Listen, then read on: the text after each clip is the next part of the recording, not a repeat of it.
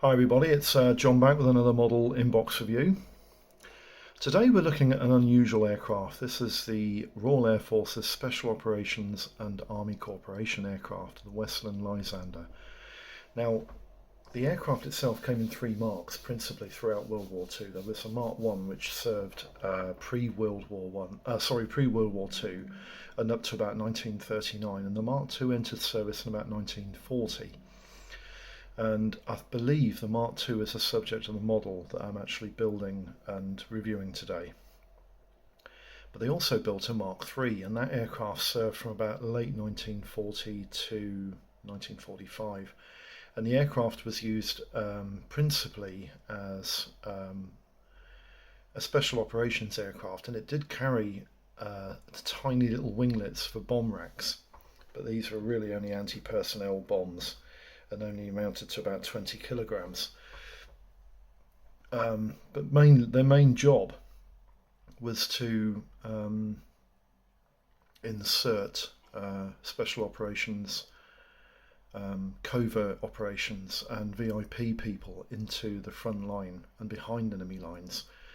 So basically it was a spy job aircraft, and the Lysander performed this really well. The aircraft wasn't particularly loud compared with a lot of other aeroplanes, although its radial engine as a single engined aircraft was reasonably loud. But when you feathered the propeller and cut the engine, you could get this aircraft down behind enemy lines relatively secretively, and the Germans very rarely knew where these aircraft were, and they flew at very low level on the way in and on the way out to avoid being detected on radar. And the Lysander is an unusual looking aircraft.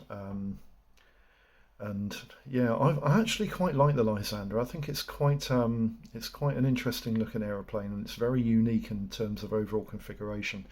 The kit we're actually looking at building today and in box reviewing today is the Matchbox PK7 Westland Lysander, and it's marked Westland Lysander principally by Matchbox when they released this kit throughout its Matchbox career. But when it took over, the marketing got took over by Revell. They introduced the fact that the aircraft was supposed to be a Mark II, which was interesting. A lot of the early releases of the Lysanders, they just marked them as Westland Lysander.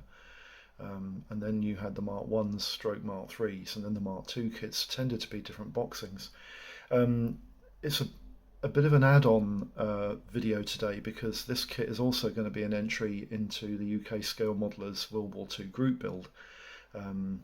And it's going to constitute, hopefully for him, the unboxing and unveiling of the fact that this model has not been tampered with, started in any way, shape or form. And today's date is the 5th of September, and it's about 5 minutes to 3 in the afternoon in 2019. Now then, this was the Type 1. Remember, Type 1 boxes from Matchbox, they were all lift lid boxes. They weren't open-enders, and there was no window on the underside of the box, just a paint plan. And yeah, this little box here constitutes the fact that the kit was in the purple range, and the Lysander was PK7 in the first 19 kits released in 1972 in the purple range, and obviously its release date is 1972. An interesting thing, and interesting that the Lysander was probably one of the few kits that this ever happened to, is that its sprue colours never really changed. They were always dark brown and light brown. I know it looks like the colour of the mould on that sprue is black, but it's not. It's actually dark brown. It's a very dark brown, but it is a brown colour. And the quality of the mouldings on this kit were actually quite good, and we'll get into those in a minute. But I just wanted to point that out, that as with most Matchbox kits, the sprue colours tended to change throughout their career. But I've got a Revell release boxing here, and the sprues are exactly the same, and I don't think the sprue colours changed throughout the Lysander's entire release career. So that's the sprue colours, light brown and dark brown.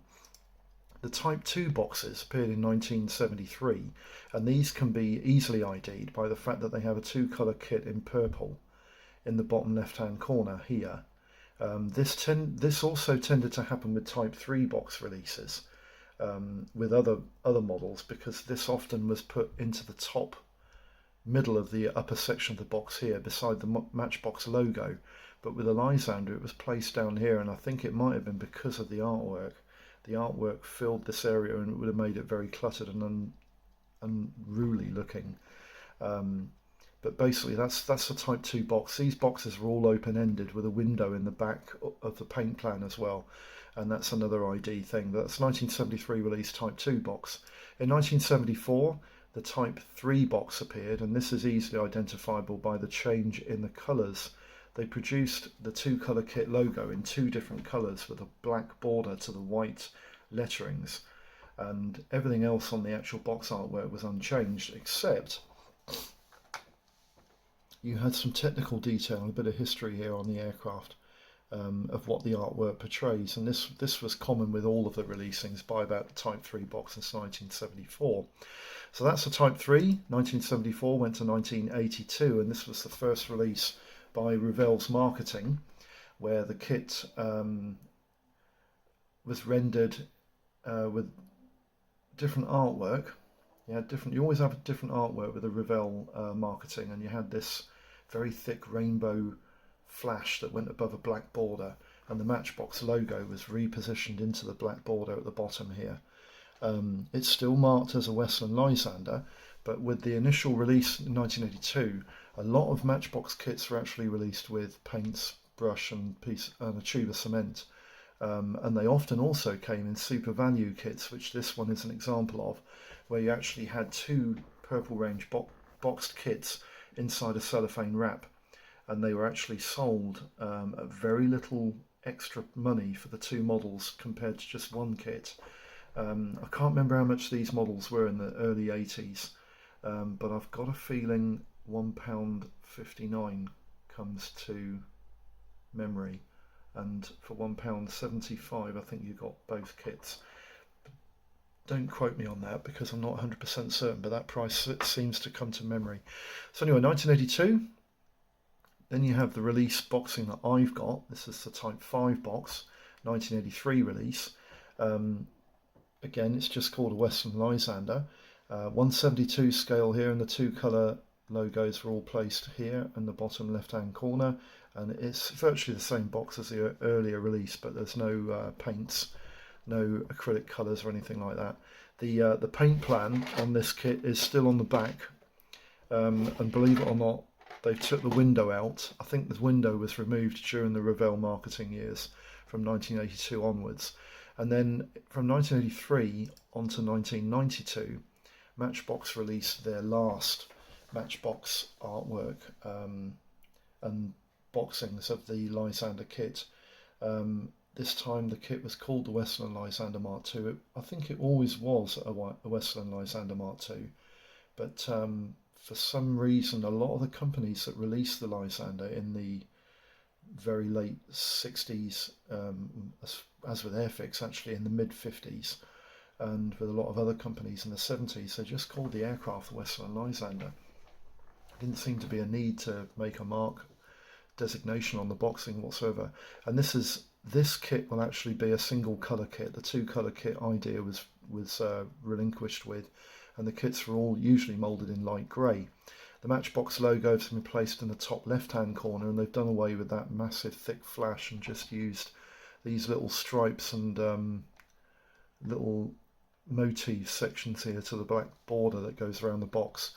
And I think this was a top flip box that opened up as one complete top lid, and there weren't any more open enders. So that's 1992. I'll just leave you with the last release of this. It actually is the original Matchbox release, but Revell re-released this kit in 2008 in their Revell Marketing and Revell Boxings, and actually sold it as a Revell kit, but it is actually the original Matchbox moulds inside, and they've marked it quadruple 01, which is interesting, isn't it, because they've gone away from the old PK numbering system altogether, which is a bit sad really, because it takes away the heritage of the kit a little bit, and that's a bit of a shame.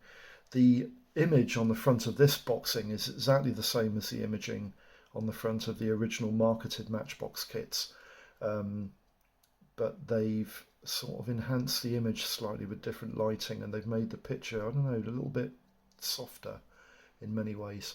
But that's the 2008 release from Revell, which I believe isn't available at the moment, but they might be remarketing it and bring it out again soon.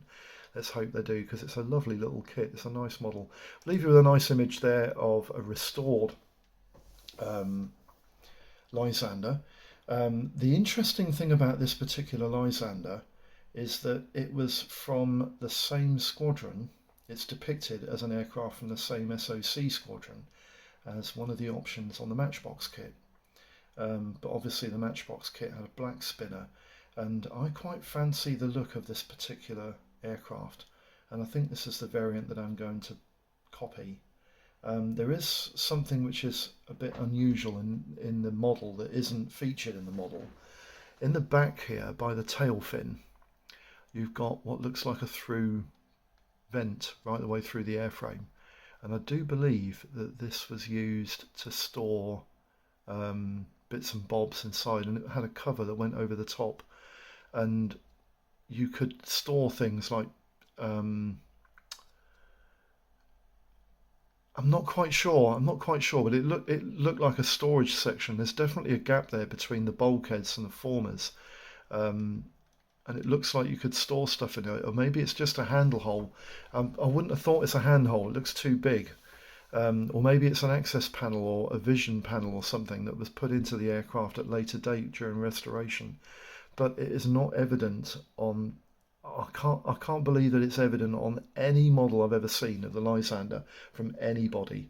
I have not seen this hole visible on any of the models whatsoever, except maybe the Pavla kit, but I'm not quite sure, but we'll get to that in a minute. So that's the image of the Lysander that I'll be doing, hopefully. This is of an SOC, Special Operations Corps, Army Corporation Group Lysander. The actual kit it's marked on the back here. It's number 225 Squadron, formed in Odeon on the 3rd of October 1939. But this kit, I think the colours doesn't depict the colours that the aircraft would have been in 1939, because I think there was silver underneath. This is a duck egg green. It's the same colours as what you would have had a Hurricane or a Spitfire, and these colours I think came out in late 1940, probably just after the Battle of Britain, because the Lysanders would not have been used during the Battle of Britain. They would have been tucked up north somewhere in Scotland out of the way. So anyway, we'll just pan the camera down to the kit in question. And the first part of this video is for the lad who's running the buddy build, the World War II group build, which is great. I'm very flattered actually that my friend Al Wood in Birmingham gave me the opportunity to enter into this group build, because this kit has been sat in my stash for a while, and it sort of gives me the excuse to get it out and get it built. Right, first of all, the box artwork. The box is typical Purple Range size. It's exactly the same as all the rest of the Matchbox marketing. It's an open ender, so it opens at one end and it opens at the other end very easily. On the side you've got an image of the kit made up without any paint. That shows you what the kit would look like if you just took it up straight out the box. Interesting actually, and I'll have a look at that in a minute, because it looks like that window or that gap in the airframe is definitely evident in the Matchbox kit. And it's got a cover over the top there, which is interesting. We'll have a look at that in a minute. On this side, on the older releases, like the early Mark 1s and Mark 2s, after you flip the lids off the Mark 1s, you'd have had adverts here for the other PK models in the Purple Range. But in the Revell marketing, you just had some technical data and some safety information. That's really all they had. And on the back, we have the paint plan. The paint plan shows two different variants. I'll let you know what the actual paint plan covers in the summing up gumph that I'll read out later.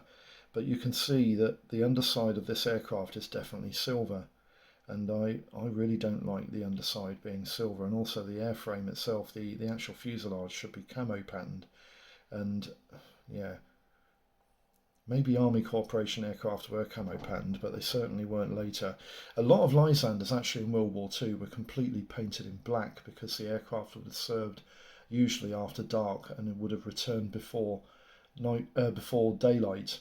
and the aircraft were completely covered in a black scheme, but also you had a lot of Lysanders that were painted up in Bomber Command colours, where they would have been black undersides, sometimes right the way up to the cockpit canopy framing, and then you would have had a green and brown camo disruptive pattern on the upper surfaces of the wings, the tail plane. The fin would have been black, but there would have been a camo pattern run level with the bottom of the cockpit canopy and right the way to the front of the cowling, which is quite interesting. Also, on the image I've got in front of me, the collector ring on the forward engine radial engine cowl is actually semi-gloss black.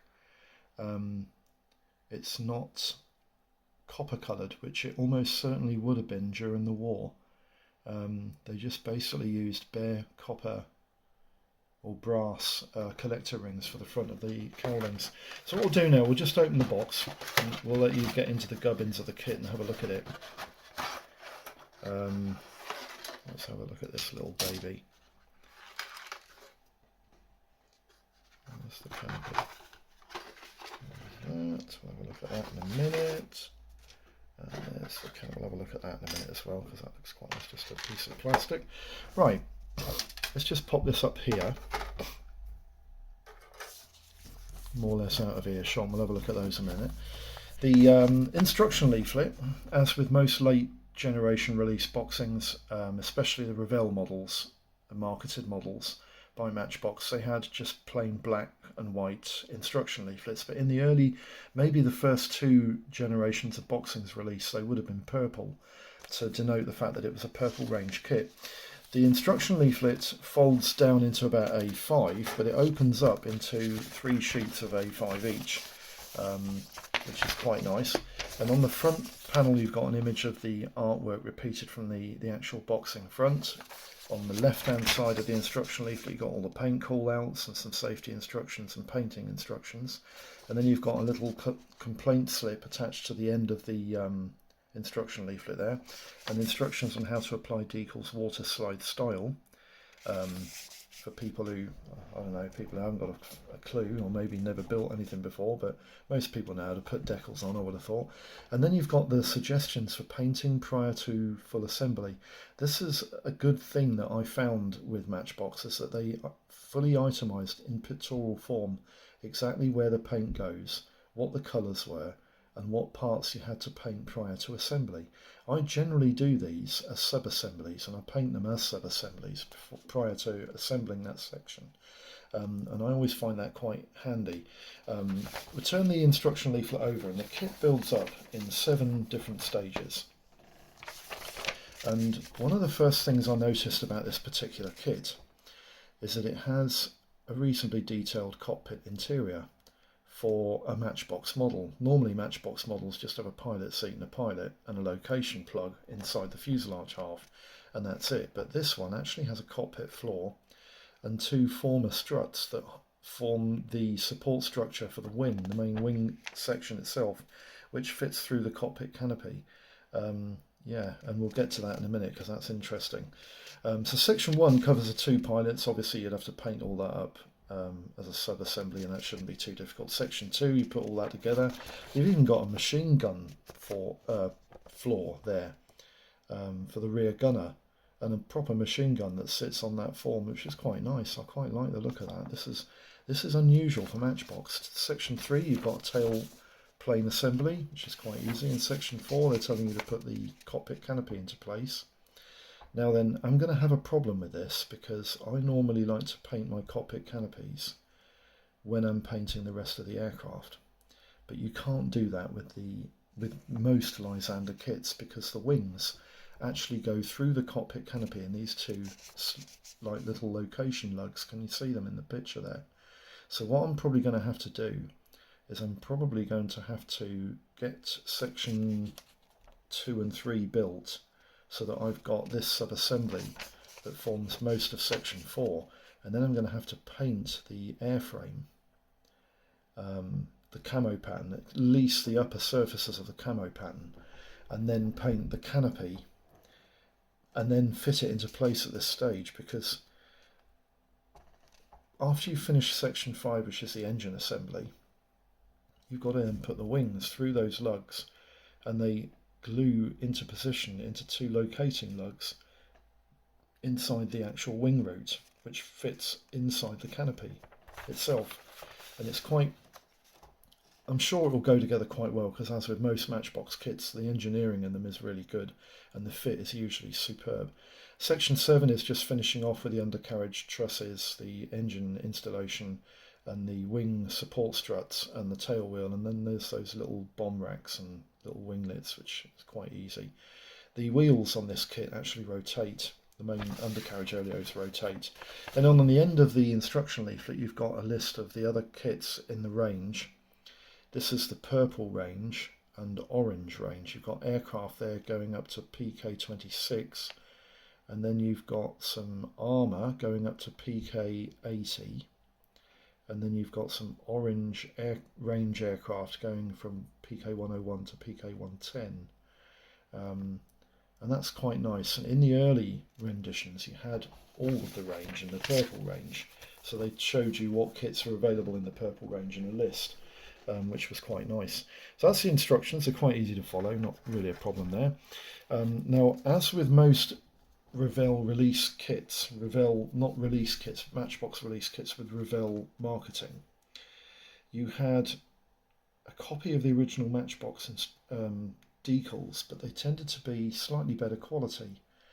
But these, however, aren't. The register on those yellow circled roundels is not that good. I might have to find two new ones for those markings, and to be honest with you, they look a little bit on the big side. Not sure, we'll have to see how those go, but they do look a little bit on the big side. I might be able to trim them down a little bit so that you can just get a little bit less of the, but you can see the registration on that left hand decal roundel there. It's not, you know, the yellow, blue, white and red roundel, it's not as good as it should be. The rest seem to be okay, and the backing film seems to be reasonably clear, and the actual definition of the writing and the serial numbers for the two different aircraft seem to be quite good as well. The decals don't seem to be that thick, which is quite good. But I'm a bit concerned about those two there. That, not so much that one, but that one there doesn't look as good as it should be, which is a shame. The registration on that. This is the first Matchbox set of decals that I've actually have concerns with. So that's the decals. Now the cockpit canopy, and the cockpit canopy on the Matchbox Lysander is actually quite nice. Now I've never built a Lysander apart from the 32nd scale Matchbox kit. I have built that kit once, but I've not built a 72nd scale one. So I don't know what the fit is going to be like and how that's going to look when you put the wings into there. But I'm trying to get this into focus so you can see the framework and the detail on that canopy is really, really nice. And the canopy itself is crystal clear. I think it should come up quite nicely there. It's just coming into focus nicely there for you. That's a nice looking canopy. I think that is really nice. Very impressed with that. So that should look quite good too. First sprue, the dark brown sprue. Don't really want to go too pedantic into this, but here are the two parts you don't normally get in a Matchbox kit.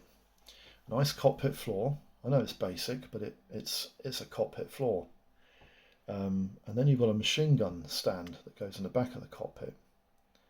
And that, you don't normally get those in Matchbox kits at all. And there's a little machine gun there. Don't know what type of machine gun it is. It could possibly be a Lewis machine gun.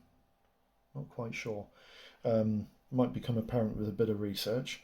The engine on this is quite nicely crafted too. Quite a lot of detail in that engine actually, even for any type of 72nd scale kit, let alone a Matchbox kit.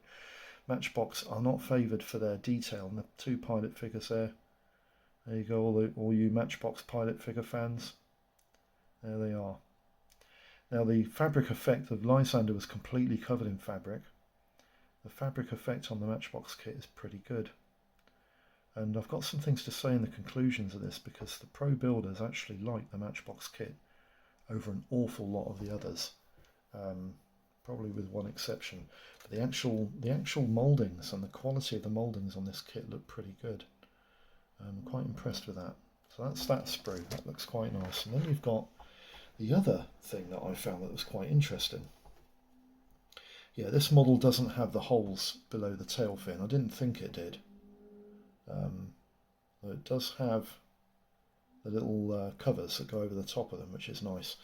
You've got the trousers there for the undercarriage, quite nicely moulded. I quite like the look of those, they look quite good.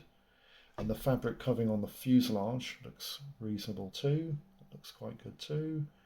The propeller is quite nicely moulded too, I quite like the look of that. Try and get it into focus for you so you can see it a bit better there, there we go. And then you've got the engine cowling, and the engine cowling is really interesting because it's got some interior detail. Can you see that? Now I don't know what those little lugs are that stick out through the cowling, but they're actually visible from the front of the cowling. And then you've got two other things that stick out there, and I think they're present on the Gladiator too. Not quite sure whether this engine is the same engine as a Gladiator or not. I don't think it is, but it's interesting that that detail is featured on a Matchbox kit because, again, Matchbox isn't renowned for having loads and loads of detail, but the Lysander seems to be quite a nice looking kit. The exhaust there, that's quite nicely moulded, and the tail wheel, they look pretty good too. And there's the bomb winglets, they'll come up quite nice. And that's the internal struts for the wing bracing, which is quite good too. So just put all this back together so that we can go through the gumph.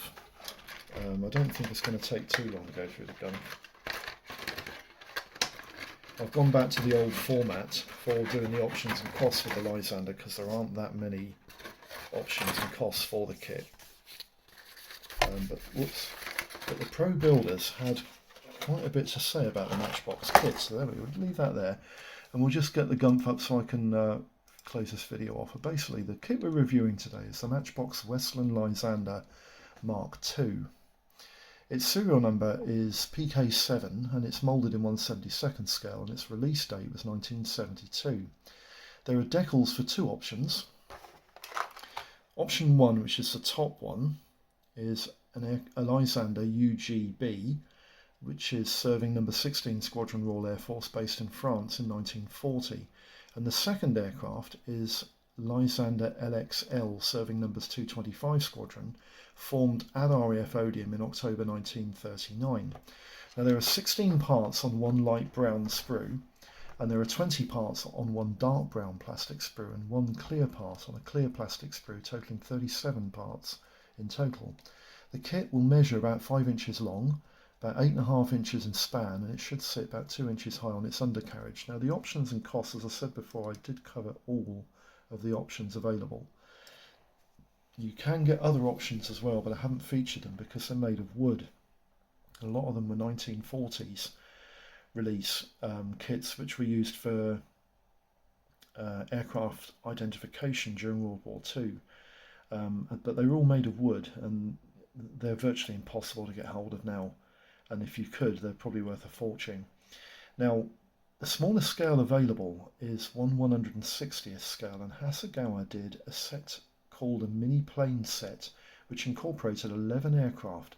These were a Wright Flyer 1, a Moran monoplane, a Sopwith Camel, a Westland Lysander, a Hawker Hurricane, a Douglas C-47, a Grumman Wildcat, a Junkers Ju-88, a Focke-Wulf FW-190, and a North American P-51D Mustang, as well as a Lockheed P-38 Lightning.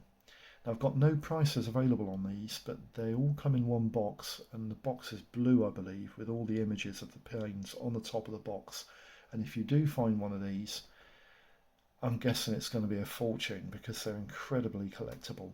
No pricings available on that. In 1/144th scale, Fox One Design Studios produce a Lysander Mark I and a Lysander Mark II, but careful, these are resin cast kits. Again, they're going to be on the pricey side, but I haven't got any pricings available for these, but I would imagine they'd be between £15 and £20 each. In 1/72nd scale, Airfix did a rather terrible Lysander kit of a Mark II, originally released, the the original 1956 release kit, which is the really terrible one, is of an Airfix Lysander, but on a Type 3 bag kit, that's the red striped kit, the kit was actually itemised as a Lysander Mark II. Now these kits can be picked up for as little as £10 or £11, but I have seen them sell for 120 quid each in a bag kit, especially in Type 1 and Type 2 headers. Airfix then re-released in 1973 the Airfix Lysander, which first appeared on a Type 4 bag kit, and then it went through into various boxings before it became a Series 2 model. And this kit can be picked up for as little as £6, but I have seen it sell for about 25. Dora Wings do a Westland Lysander, no pricing's available on that, but I've heard it's a mediocre kit. Frog did a Lysander Mark 1 and Mark 3 for about £4 to £30, and Matchbox Lysander, which was released as a Mark 2 in 1992, you can get that for about £9 to £25. Pavla do a really nice kit, Pavla models of the Lysander Mark II, and that's available for between £16 and £32. Now these kits have all been reboxed by other companies. AMT Frog did a Lysander, which is the Frog kit, no pricing's available on that. Arc Models did a Lysander Mark 1 and Mark 3, which is the old Frog kit, no pricing's available on that. Donetsk Toy Factory did a Lysander, which is the old reboxed Frog kit, no pricing's available on that. And Eastern Express also reboxed the Frog kit as a Lysander Mark 1 and Mark 3, and that can be bought sometimes for as little as £5, but it's usually 10 to 12. Hasegawa did a Lysander Mark 1 and Mark 3, which is the old reboxed Frog kit, for 10 to £12. And Novo did a Lysander Mark 1 and Mark 3, which is a reboxed Frog kit. No pricing's available on that. The Novo kit's available for £11 to £19, but Novo Export, which are an export brand of Novo, produced a Lysander Mark 1 and Mark 3, which is the old Frog kit. No pricing's available on that. Plasti did a Lysander, which is the reboxed original 1956 release Airfix kit. No pricing's available on that, but I'm guessing that's going to be a lot. And Revell reboxed the old Matchbox kit as a Lysander Mark II, and that can go for about £11 to £12. Now 148th, Garvia did a really nice Lysander Mark III, and that's available for between £26 and £28. And Hawk did a Lysander Mark III, which is a bit of a speciality kit because all the parts are chrome plated, and that kit can be picked up for about £12 to £20. And Lindbergh, yeah, they did a Lysander Mark II, although you wouldn't have a clue what mark it was from the kit, and there's no pricings available for that kit, but I wouldn't worry about it because if you saw the box you wouldn't want it anyway. Edouard did a Lysander Mark III, which is the old Garvia kit, that's available for between £45 and £53. Italieri did a Lysander Mark III, which is the reboxed Hawk kit, for £10 to £20, and the Hawk kit was reboxed by Italieri as a Lysander Mark III, and that's available between £7 and £18. And Testors also reboxed the Lysander Mark III X-Hawk kit for £3. Not seen any other models of that, but I'm guessing that they would probably appear also for between £5 and £10, I would have thought. Now, the Lysander is also available in 1/32 scale, and this is the only Lysander I've ever built, which is the Matchbox Lysander Mark 1 and Mark 3. That kit can be picked up for as little as £15, but I've seen it sell for 66 quid. And Revell reboxed the original Matchbox Lysander kit of the Mark 1 and Mark 3, and that kit sells for usually £38 to £58. Conclusions. Right. Now I had a pleasant surprise when I first opened the box, and as I found a detailed cockpit interior, and this is not the norm for Matchbox kits. The panel lines on the wings were recessed, and the fabric effect on the rest of the airframe isn't that bad either. When released in 1972, this kit had no rivals, as the Airfix kit was of the old 1956 model, and it was pretty dire, and probably why they produced the Airfix 73 release so quickly afterwards. Even nowadays, it still isn't a bad option, and I've never built this kit in the past, but I have built and had a bash at the 32nd scale stablemate, and that's a really nice kit too, if a little basic for that scale. Now, recommendations are for 72nd scale. The Pavla seems to be the best overall kit from all of the bunch, but beware the vac-formed canopy. And there are no location pins on this model anywhere, make this a very challenging build. And I do believe there may be some PE stuff hanging around in there somewhere, or maybe some resin cast parts. However, the Pavla kit's internal cockpit canopy is superb. The Matchbox kit comes out the next best and would be my recommendation for this scale, as it's an easier build. In 48th, I would have to go with a Garvia kit, but opt for the Edward Rebox, as it comes with PE parts and decals that are absolutely superb. In 32nd scale, well, it's got to be the Matchbox kit, of course. And finally, the models to avoid.